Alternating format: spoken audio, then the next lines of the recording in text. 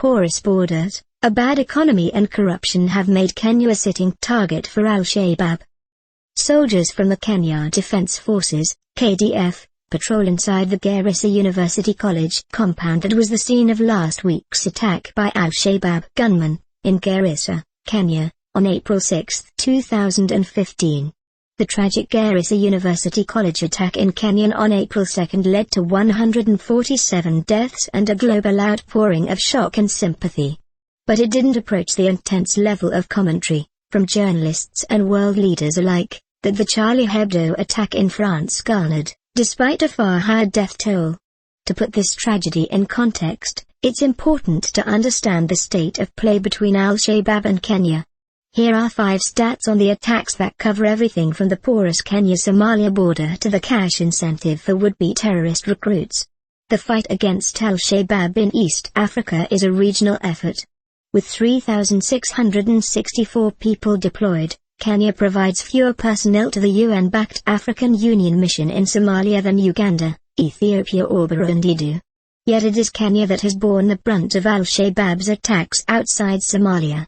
Since 2012, the group has killed over 600 people in Kenya. There has been only one major attack outside Somalia's borders that didn't target Kenya, the 2010 Kampala bombings. The Garissa siege was the deadliest terror attack in Kenya since the 1998 al-Qaeda bombing of the U.S. Embassy in Nairobi. 2. The problem of porous borders. A porous border helps al-Shabaab target Kenya. Though the Kenyan government has announced plans to build a wall along parts of the 424-mile-long border with Somalia, the structure could cost as much as $17 billion, and it wouldn't address other glaring issues. Kenya's police force is among the most corrupt in East Africa. Members of al-Shabaab can easily buy passage and visas from officials. Payments to officers made up almost 50% of all bribes in Kenya in 2014. Garissa County is particularly vulnerable. The area is home to Dadaab, one of the world's biggest refugee camps with over 336,000 Somalis. Garissa was the victim of more than a fifth of al-Shabaab's attacks in Kenya between 2009 and 2013. 3. Weak security. The siege at Garissa lasted nearly 15 hours. Yet, security forces were only deployed 7 hours after the attack began, and there was a 2-hour briefing when they arrived in the area. They didn't enter the university until 11 hours had passed. Why the glacial response? The 2 fixed-wing planes that security forces flew in were too small for all of the officers and their equipment. No police choppers were available. Despite legislation passed in 2011 to overhaul the police, intelligence and defense forces in Kenya, not much progress has been made. Anti-terror police units in Nairobi have a budget as low as $735 per month for operations, and police officers are paid around $200 per month.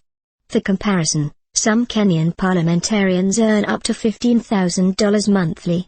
According to some estimates, over 300,000 people are employed as private security guards in Kenya, whereas Kenya's police force numbers approximately 60,000. 4. Local tensions. Muslims make up about a tenth of Kenya's population, and they reside primarily in the northeast and along the coast. These communities lag in development, due to limited public and private investment, giving rise to local tension and instability.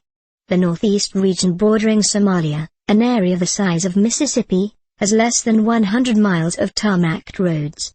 Kenyan-Somali clan conflict and banditry has led to past conflicts in the area, including the 1980 Garissa massacre and the 1984 Wagla massacre, resulting in the deaths of over 4,000 ethnic Somalis.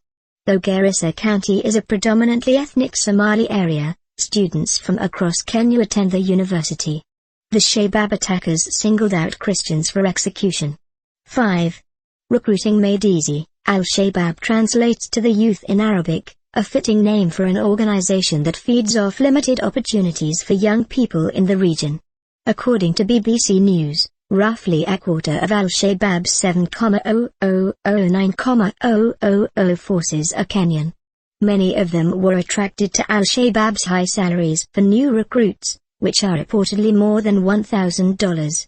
Meanwhile, The average monthly wage in Kenya is $76,912 annual.